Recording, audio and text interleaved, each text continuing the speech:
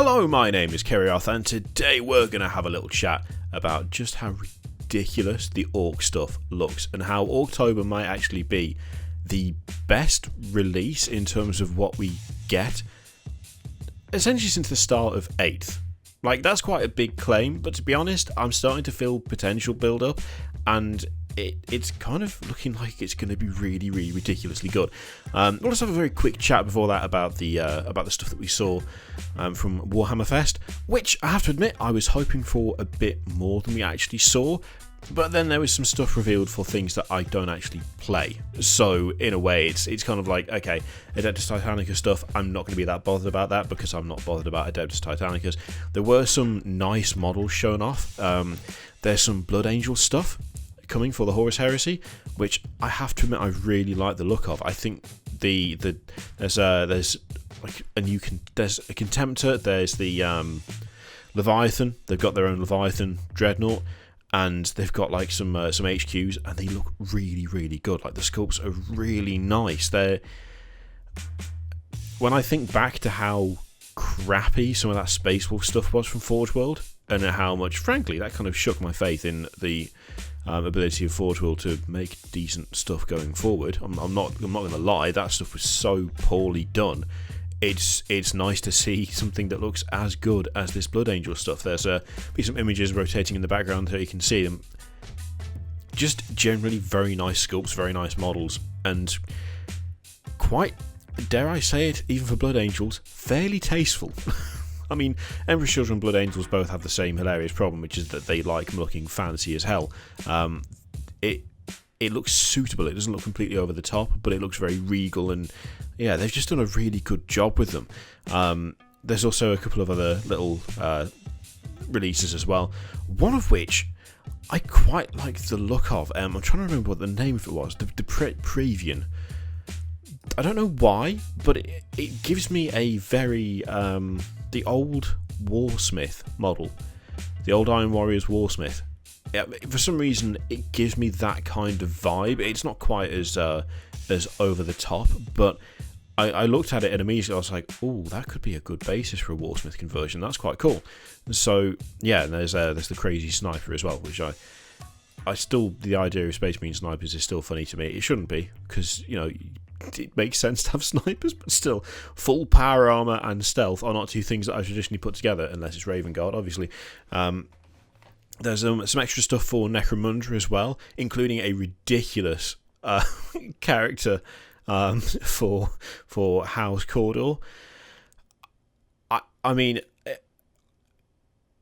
it's so unbelievably over the top. The guy is a walking fire hazard. He is covered in candles, and I absolutely love it. It's absolutely ridiculous. It's totally silly, and it's fantastic. I absolutely love that model. It's so dumb, so awesome, and so dumb. We also had some pictures for Rogue Trader. To be honest, it's nice having proper, like, decent images for this, but when they put out the video of the Rogue Trader stuff, I remember sitting there and I actually went through that video and got some pretty decent pictures. These are a higher res, like the quality is better, but there's not a huge amount of brand new stuff in there. We get a better look at some of the bigger guys, but it's not like a massive mind blowing, oh, I didn't realise that was going to be in there kind of thing. It's just some nice kind of pictures showing off a bit more detail on the models, and I have to admit the models do look really, really good. They look really cool. They've done a really good job with them. They're still 40k, but they're kind of a bit different to what we've seen before. Even the Chaos stuff. I mean, there's obviously like Plague Bearer influence stuff in there, and the massive like monstrosities they seem quite Nurgle, but they have their own personality and their own kind of unique look, which I think they've done a really good job with. I'm really liking these things. I don't know whether I'll be able to find a use for them at any point. I kind of hope I would, because especially like the mutant side of things, I'd really like to. Well, I just want to paint them more than anything. I'll have to see what I can do with them. But we had, again, some really nice models, some really unique looking models. The big thing for me, though, the really big thing is, Space Marine Heroes, that's not just going to be in Japan anymore, that's coming elsewhere. minor small update, but kind of cool anyway. Now, the big thing, of course, is the Orks. And I'll be honest, I'm absolutely loving what they've done with the Orks so far. It is crazy how good the Speed Freak stuff is so far. I just can't get over how perfect these things are. So we've seen the replacement war buggy, which I think is that the custom booster blaster, and now there's the shock jump dragster, which is ridiculous, and it's kind of changing my opinion a little bit, because I mean, I've previously talked on this channel before about how it felt like Orks have kind of lost their personality a little bit, in that the focus was taken off, building your own vehicles, creating your own transports, how the looted aspect of Orks, it seems to have been kind of forgotten somewhat. And I still think there is an element of that. I still think that's true. At the same time, I have to be absolutely honest at this point. I'm a massive hypocrite if I complain about that, because the two vehicles they've properly shown off so far, I look at those, I can't actually think of what I would want to do to them. They're so well done, they're so well made, the design is so ridiculous, it's so impractical, it's so Ork-like, even though it's clearly been designed. Now, this is the thing that I liked about the Orks is the kind of ramshackle nature of their vehicles, the fact that they've taken stuff from elsewhere and they've nailed it together and screwed it together and stuck 4 engines on it and off it goes, and that's fine and that's good, and that is an important part of like Ork kind of technology, I think. At the same time, I look at the vehicles they've revealed so far, and I'm sitting there and I'm like, okay, I like kit bashing, I like converting. I will kit bash and convert the shit out of anything. My entire project at the moment is all kit bashed and converted. What would I do to this? I don't know. Like, I actually don't know. It's too good. Like, it's been done so well that I can't think of anything I would do to mess with it. I don't want to mess with it. I actively don't want to change it, because it just looks so good. And it's giving me like really high hopes for the rest of the codex, for the other new models that we're going to see, because we are going to see more new models. I mean, in the image of the shock, I've forgotten the name of it already. The shock jump dragster. Look, you're never going to remember the name of a new vehicle straight off the bat. You need a while to get used to them, don't you? There's quite clearly some sort of other vehicle in the background of that, if not two. I think there's another image that I'll try and dig out that gives more of an indication of stuff in the background.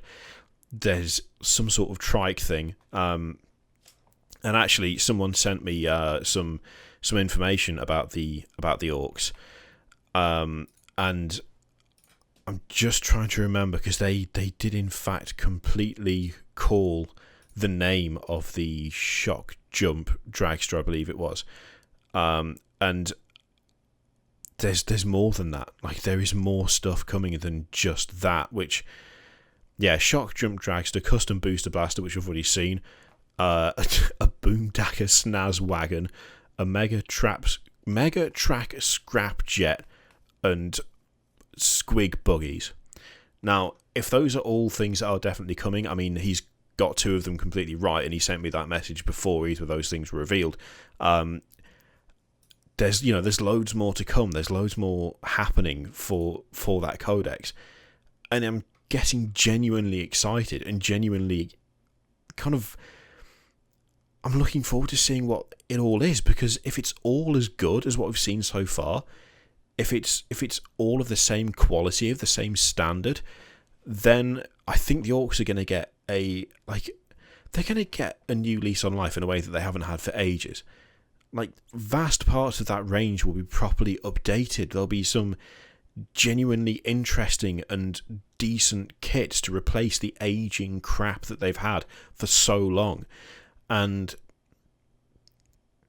I'm actually convinced, even if the codex itself isn't like massively powerful, even if the codex itself isn't hugely strong, at the very least, it's an indication that we are getting some actual genuine proper attention to Xenos stuff, because the Orc range is outdated quite badly now. A lot of it does not look good. I mean, the War Buggy is the example I bring up the most, because it's the worst example of, I think, almost any of the ranges as to just how ludicrous it can get when models are just too old to be sold anymore.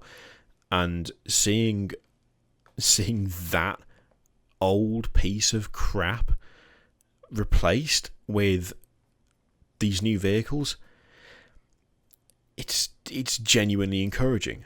And I said that I was going to try not to get excited, try not to get hyped, try not to kind of go overboard and you know, get my hopes up for new stuff for Orks.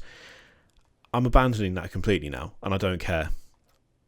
I am actively looking forward to it. I actively cannot wait to see what else is revealed. I cannot wait for a full month of Ork releases, because if they're anywhere near the quality of the things that we've already seen, that range is going to be one of the best looking ranges that they have by far. The design is absolutely quality. The actual, like, if you actually look at the quality of the thing itself, it looks really, really good. And again, it's something that is unique. Like, there's not really anything else in the 40k range that looks like this. And when it comes to trying to make Orc stuff stand out, if you can make something where all you need to do is slap a bright paint job on it and it looks fucking amazing no matter what the rest of your stuff looks like, that's an achievement in terms of creating just a really good model. And it really does look like a really good model. And I'm excited to see the rules for it as well, because it looks mental. I mean, it's designed to, like, jump into stuff and shred it. I mean, it's so Orc. It's so good. So yeah, the Speed Freak stuff, it looks great, and I'm genuinely thrilled that Orks are finally getting the refresh they actually deserve and getting the update that they deserve. And I really hope that the rest of the codex lives up to what we're seeing so far, because they're absolutely just nailing it with this Orc stuff so far. So yeah, I mean, the question is, for those of you who are still Orc players, who have stuck with Orcs for I was going to say the bad times and the good, it's been like 90% bad times recently, hasn't it? Are you excited for this stuff? Do you think it looks as good as I think it looks? Are you going to buy 18 million of them? Yeah, I'd be interested to hear what you actual Orc players think. Like, I don't know whether it's just me getting nostalgic and over-enthusiastic, because, you know, that Orcs was an army that I used to play but then haven't touched for ages, or whether it is just as good as it fucking looks. And I really hope it is just as good as it looks. Let me know what you think in the comments down below. In the meantime, feel free to click any of these things: Patreon, subscribe, videos, all that shit. Click it if you like, don't click if you don't want to. And I will see you for the next one. Toodaloo.